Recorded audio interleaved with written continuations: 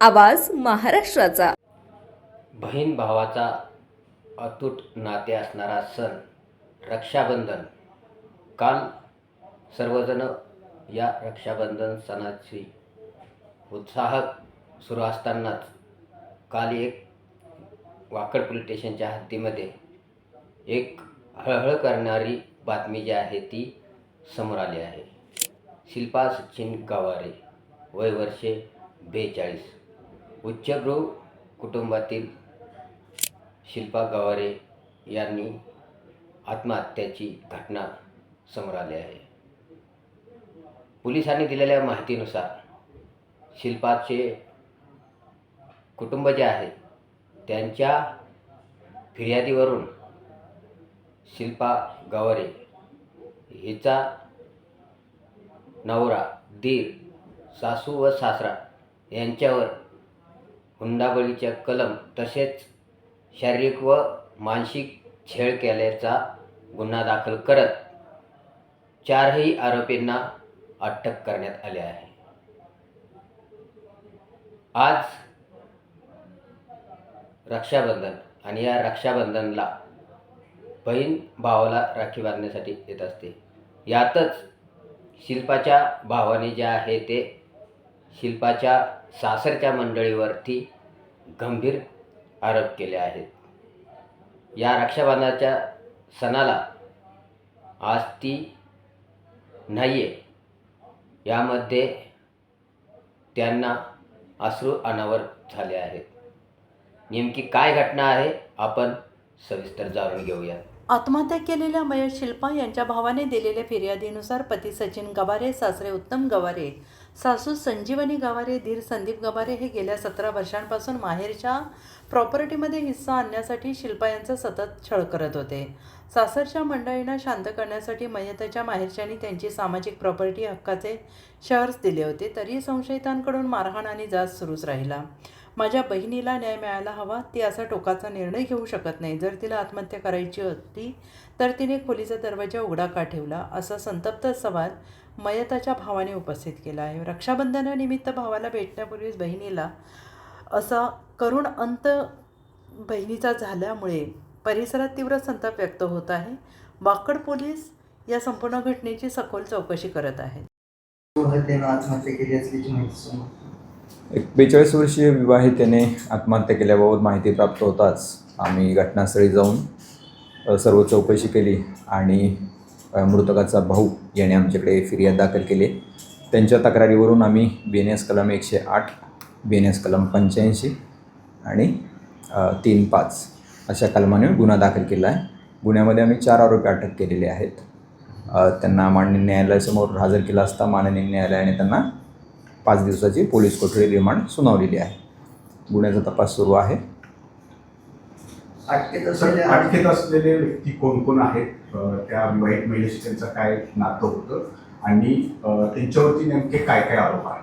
अटकेत असलेले जे आरोपी आहेत त्याच्यामध्ये त्या मृतकाची सासू, मृतकाचे सासरे, मृतकाचा दीर आणि मृतकाचा नवरा असे 4 आरोपी आहेत आणि त्यांच्यावर आत्महत्येस प्रवृत्त करणे, शारीरिक मानसिक छळ करणे अशा प्रकारचे तक्रारी आहेत। हुंडाबळीची कलम लावलेली आहेत, आपण छळवणुकीची लावलेली आहे, तर काय जाच होता, काय फिर्यादी म्हटलं आणि काय तपास त्या करणार? फिर्यादीच्या तक्रारीनुसार फिर्यादींनी सांगितलेलं आहे की त्यांच्या बहिणीला त्याच्या बहिणीच्या सासरचे लोक आर्थिक मागणीसाठी छळवणूक करत होते। त्याचप्रमाणे त्यांच्या वडिलांचे, मृतकाच्या वडिलांच्या प्रॉपर्टीमध्ये सुद्धा हिस्सा मिळावा म्हणून त्रास देत होते अशी तक्रार आहे। त्याच्या अनुषंगाने फर्दर इन्व्हेस्टिगेशन सुरू आहे। मयताच्या कुटुंबियांनी असंही म्हटलेलं आहे की घातपाताची शक्यता आहे, त्या दृष्टीने तपास करतो, तर विसेरा राखला गेला आहे का काय? हो, या घटनेमध्ये विसेरा राखून ठेवलेला आहे। PM रिपोर्ट अद्याप अप्राप्त आहे। त्याच्यानंतर आपल्याला संपूर्ण गोष्टीचा उलगडा होईल आणि ज्या ज्या गोष्टी समोर येतील त्याप्रमाणे गुन्ह्यात कलमांची सुद्धा वाढ होईल। सर, आत्महत्या झाली त्यावेळेला नेमकं काय काय त्या ठिकाणी करतं, म्हणजे घराचं दार मुलं होतं त्यात आत्महत्या करत असताना, आणि त्यावेळेला घरात कोण कोण होतं आणि ते कुठल्या ठिकाणी होते? कारण घटना मध्यरात्री 12:30-1च्या दरम्यान. हो, जेव्हा घटना घडली तेव्हा हे सर्व आरोपी घरातच होते. विवाहितेने तिचे स्वतःच्या बेडरूममध्ये आत्महत्या केलेली आहे आणि जेव्हा आम्ही घटनास्थळी गेलो तेव्हा घटनास्थळावरचा दरवाजा उघडा होता. तर त्यामुळं काही घातपात झाला असेल, कारण त्यांचा संशय आहे की ही आत्महत्या नाही तर हत्याच आहे. हो, तक्रारदार संशय आपल्याला बळावलेला आहे, कारण त्या अनुषंगाने तपास सुरू आहे. तक्रारदारांनी ज्या ज्या शंका उपस्थित केलेल्या आहेत त्या प्रत्येक शंकेवर बारकाईने तपास सुरू आहे. तपासामध्ये ज्या गोष्टी निष्पन्न होतील त्या गोष्टीप्रमाणे कलमवाढ होईल आणि गुन्ह्याचा तपास त्या दृष्टीने प्रगतीपथावर राहील.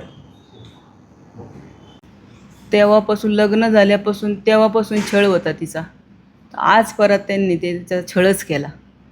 तुझ्या बापाकडून हे आण, तुझ्या बापाकडून ते आण. आम्ही देत राहिलो, ते घेत राहिले. आता परत त्यांनी मागणी केली होती, तुझ्या बापाकडून आण. ती आपलं दिलं आम्ही. अरुंजीची 4 एकर जमीन दिली, मामुर्डीची 1.5 एकर दिली, मामुर्डीची 1.5 एकर जमीन दिली. आम्ही देत राहिलो, ते घेत राहिले. मुलगी आमची इज्जतीला मरत होती. एका गावात नको आपल्या भावांचं नाही का आईवडिलांचं नाव जाण्यासाठी तिने आपला सासूरवास सहन करीत राहिली. खूप खूप त्रास द्यायची माझ्या मुलीला. रात्रीचे 3-3, 4-4 वाजेपर्यंत तो त्रास द्यायचा. इस्त्री डोक्यात टाकायचा, हातात आसन ते तिच्या डोक्यात मारायचा तो. एक दिवस आली तर मी म्हटलं, बाई डोक्याला काय झालं? तर म्हणली, अगं मम्मी भिंत लागली. ती कधी सांगत नव्हती आम्हाला, आम्ही आणू इकडं म्हणून. ती म्हणायची नको, एका गावात राहतो आपण. तिला मरत होती माझ्या वडिलांच्यासाठी, त्रास सहन करत राहिली. पण शेवटचं बोलणं काय झालं? शेवटचं मला फोन केला, म्हणली मम्मी बघ हे तुझा जावई कसा माझ्या संग भांडतोय, याला काय पाहिजे? म्हणलं अहो आता आम्ही दिलंय ना तुम्हाला, आता परत देऊ म्हणलं आम्ही. आता नवरा बायको एक दिवस बोललो त्याला की आम्ही करू तुम्हाला काय करा, फुलाची पाकळी करू म्हणलं. पण ते नाही, तिला सारखा रोज त्रास असायचा, दिसाड असायचा की तू नाही आणलं, तुझ्या बापाकडून काय आणलं, लग्न झाल्यावर तू काय घेऊन आलीस का नाही आणलं, आता तू ते घेऊन ये. तू बोलली ना, गोष्टींची मागणी व्हायची त्यांच्याकडून. सगळे पैसे, प्रॉपर्टी, म्हणजे नावावर तुझ्या नावावर काय केलं, तुझ्या वडिलांनी काय आणलं लग्न झाल्यावर तू, सगळं असं. तिच्या सासूबाईंनी तिच्या भावाकडून 1.5 एकर जमीन घेतली. ती म्हणायची, सासू म्हणायची मी नाही का 1.5 एकर जमीन घेतली, मला पुढे आता त्रास देतात, तसे तू पण आण मग तुला तो त्रास नाही देणार. असे तिला वारंवार ते सासू सासरे म्हणायचे. सासरा त्या नवऱ्याला लेकाला गरम करायचा आणि तो पिऊन आले की तिला तो 3-4 वाजायच्या. मला फोन करायची, थांबा ही सकाळ आपण बघू.